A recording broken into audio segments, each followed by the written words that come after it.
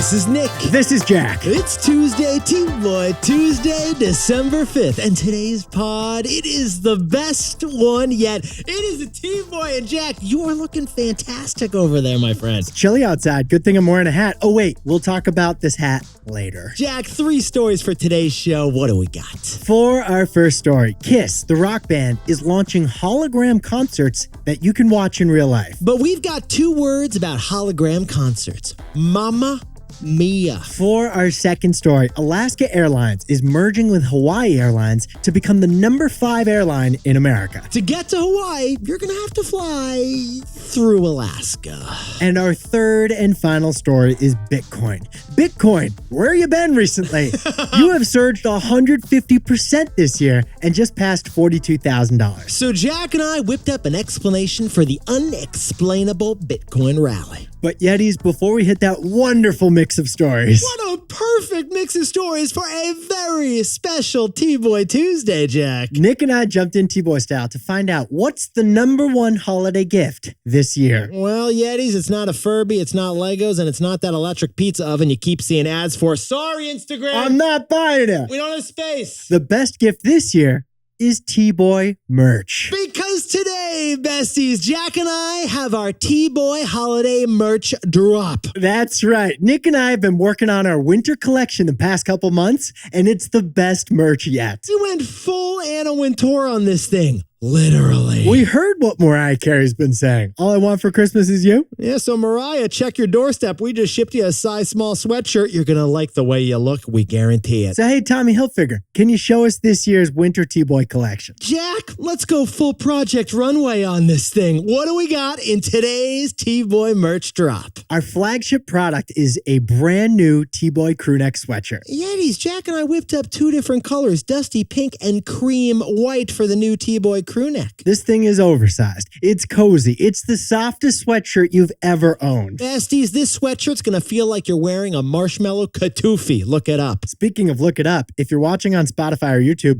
look at us. We're wearing these sweatshirts right now. Yes, we are. Second product for the merch drop. What do we got, Jack? The first ever T-Boy winter beanie. T-Boy winter beanies. We got a thick winter beanie hat that keeps your ears nice and warm while you're listening to the show. We added a puff on top for some razzle dazzle. And we added a logo on the front for some sprinkle dinkle. Spoiler, we're wearing that too. And finally, our last product for the T-Boy merch drop, Jack. A brand new limited edition T-Boy t-shirt. In T-Boy blue and heather white. So Yetis, eat some ceviche in that T-Boy t-shirt. Or dink it on up in your T-Boy t-shirt. We also restocked some of our best sellers from the spring. So Jack, what's the takeaway for all our buddies going to buy some T-Boy merch? T-Boy merch is live right now at tboypod.com. So shoppy till you droppy. And go to tboypod.com for the best gift yet. And then shoppy till you droppy. Your move, Tommy Hilfiger.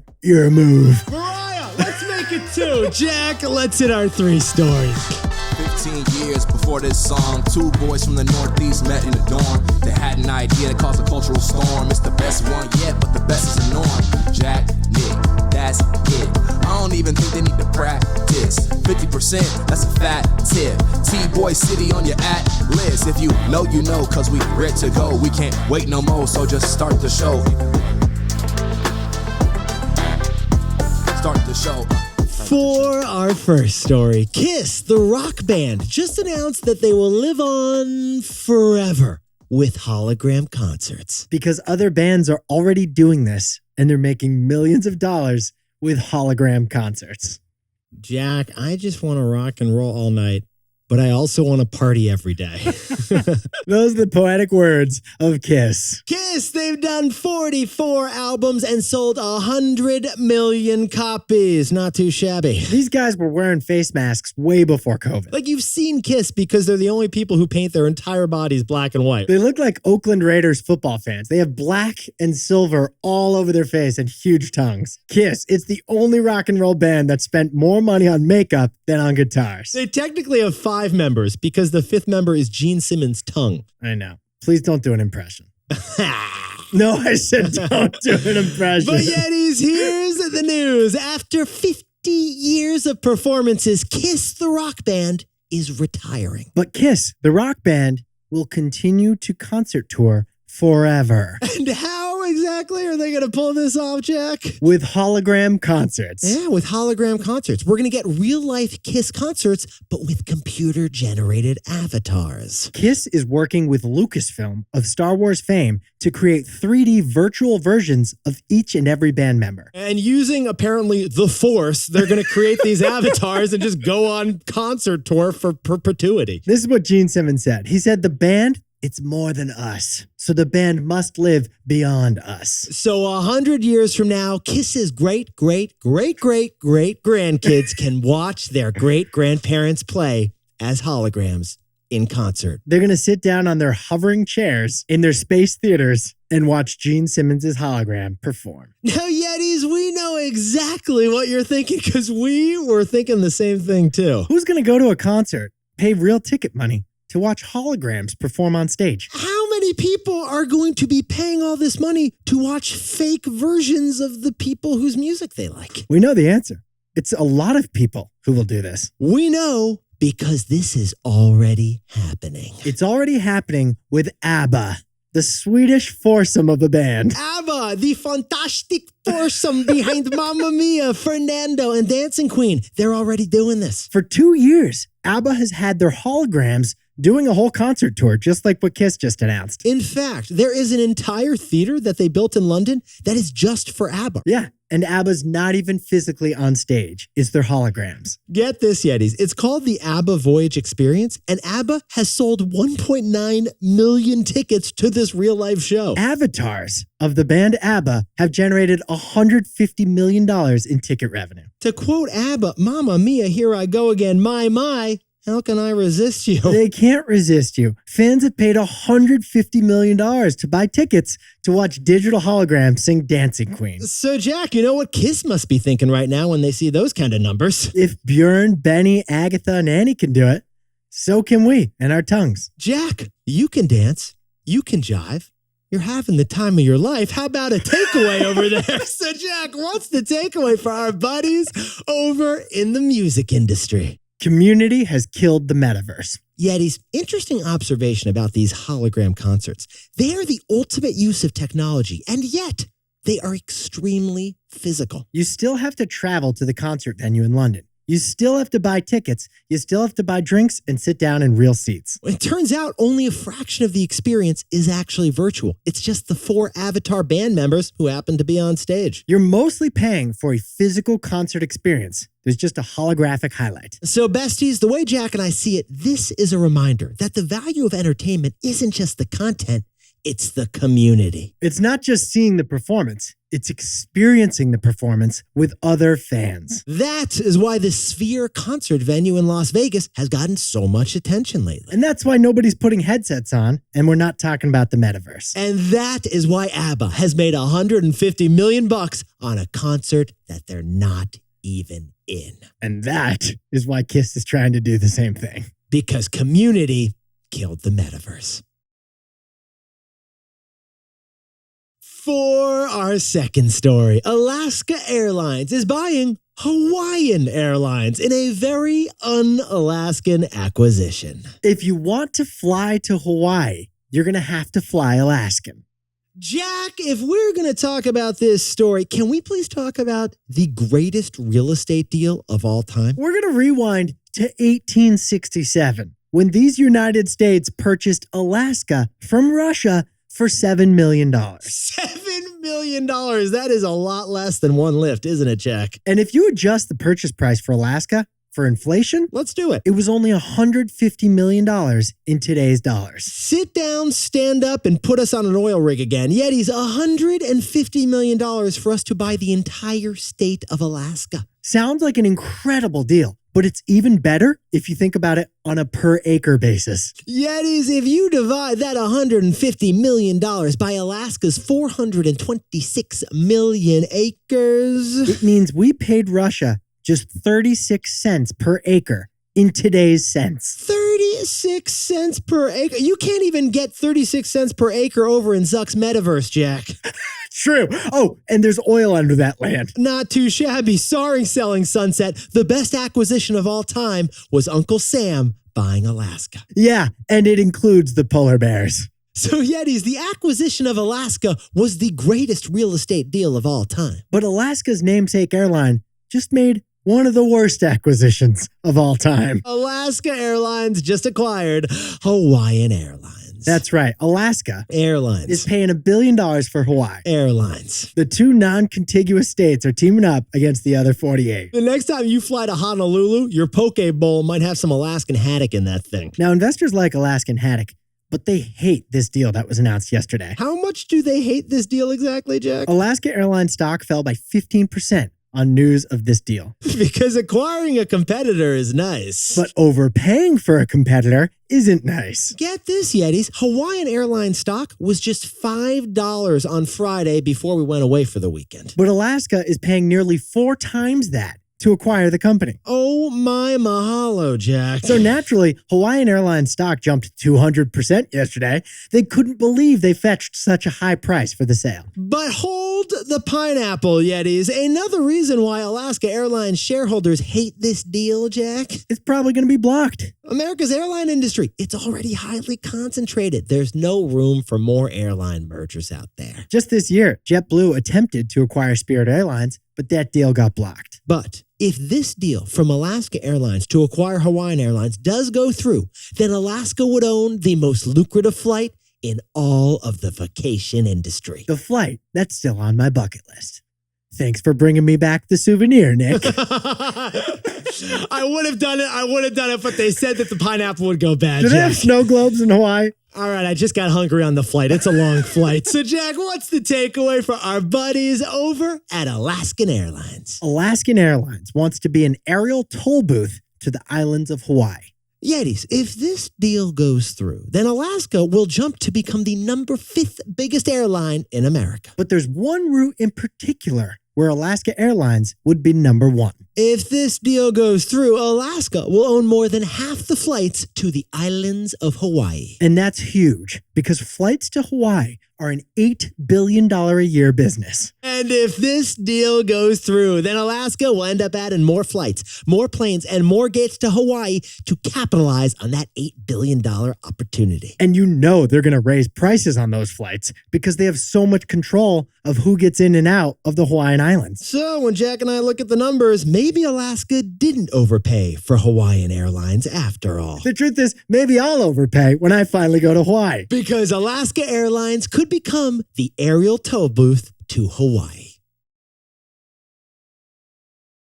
For our third and final story, it's Bitcoin. Bitcoin just surged to its highest level in over a year. This isn't just any crypto rally. This is the Bitcoin rally.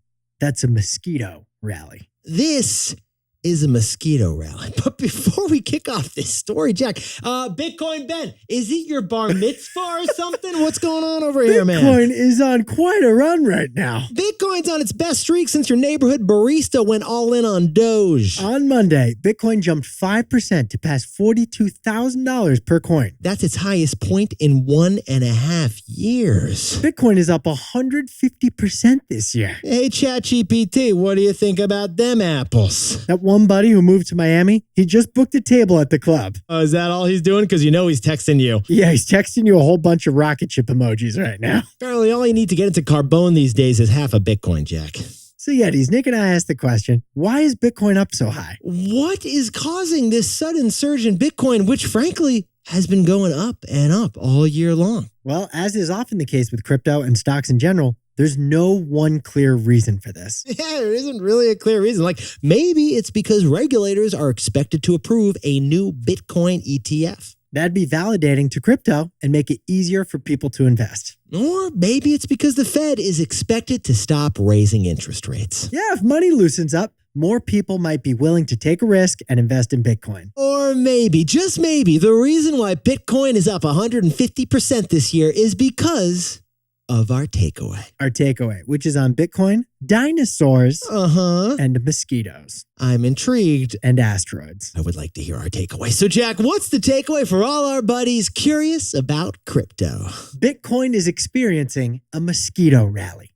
Yetis, Bitcoin survived crypto's extinction event, and that has made it stronger. 65 million years ago, when an asteroid hit the Earth, the dinosaurs became extinct. But not all animals went extinct. The Brontosaurus was dead, the T-Rex was dead, but mosquitoes, they survived. And those mosquitoes didn't just survive.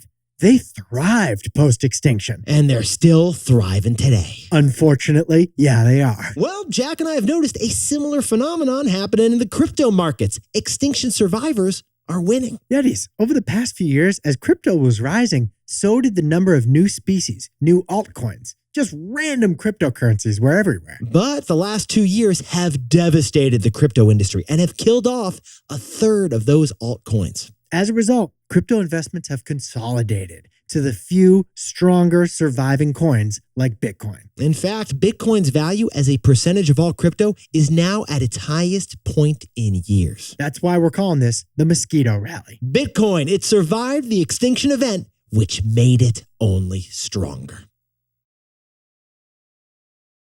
Jack, can you and that fantastic looking T-Boy merch outfit whip up the takeaways for T-Boy Tuesday? Is this a catwalk or a podcast studio? I'm giving it 5 stars, looking bright. For our first story, Yetis, Kiss is the second major band to launch a concert tour starring their holograms. It's working for ABBA already because Community killed the metaverse. For our second story, Alaska Airlines. They acquired Hawaiian Airlines for a price that investors disliked. But Alaska may become the aerial toll booth to get to Hawaii. And our third and final story is Bitcoin. It's up 150% this year, recently passing $42,000. Call Tom Brady. Hey, Tom, you're back. Matt Damon's already here. We're calling it the Mosquito Rally because Bitcoin survived a crypto extinction, which made it even stronger. But Yetis, this pod's not over yet. Here's what else you need to know today. First, Spotify is sadly cutting another 1,500 jobs, which is 17% of the company. That's the third recent round of layoffs for Spotify, as economics of music streaming continue to be tough. And second, it's Uber. Uber's stock jumped on Monday because Uber stock is finally joining the S&P 500. Why did it take so long? Because you must be profitable to join that elite stock market index. And Uber finally is. No asterisk. And finally, Beyonce's Renaissance Tour concert movie just brought in $21 million at the box office. That's a fraction of what Taylor Swift's concert movie brought in, but it's still the #1 movie over this past weekend. And it's a concert. But not an Avatar. No, it's not. And not a dancing queen. It was all Beyonce. Now, time for the best fact yet. This one sent in by David Pillup from the lovely Bay Area. Yeah, ever since Nick and I were born millennials, we've been searching for more superfoods. It's like our life journey. Jack puts honey on his granola, which he puts on his avocado with the blueberry antioxidants. True. Well, get this. Honey's not only a superfood, it never spoils. In fact, archaeologists have found pots of Egyptian honey in tombs that are 3,000 years old. Yeah, so the skeptics out there, open up King Tut's tomb. He'll prove to you that honey never spoils. You could bathe in that honey and you're going to be healthier than before you bathed in that honey. Because a chemical within honey is like hydrogen peroxide. It preserves. Jack, it's like you always say, if it's good enough for Tut, it's good enough for the gut. Remember you said that? If it's good enough for Tut, I want it in my gut.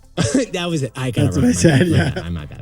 Yetis, you look fantastic for T-Boy Tuesday and happy merch day, Jack. Model alert. If you want to look like Nick, go to tboypod.com/shop. Yetis, we got T-Boy beanies, T-Boy crew necks, T-Boy t-shirts. It's a fantastic holiday apparel situation. Check it out, and Nick and I will see you tomorrow. Can't wait.